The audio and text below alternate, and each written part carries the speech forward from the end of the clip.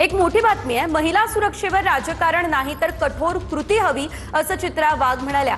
महायुतीची भूमिका झिरो टॉलरन्सची आहे आणि त्यामुळे समाजात भीती नाही।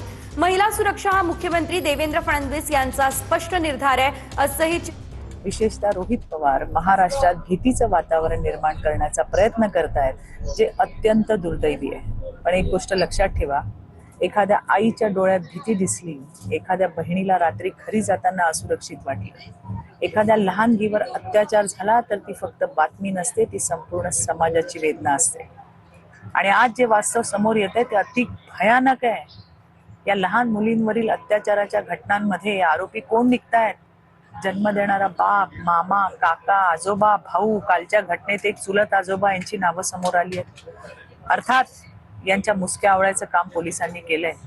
नात्यांनाच काळीमा फासणाऱ्या या विकृत मानसिकतेला सरकार काय सांगणार आहे की आपल्या मुलींशी, आपल्या लेकरांशी कसं वागायचं, हे सरकार शिकवणार आहे?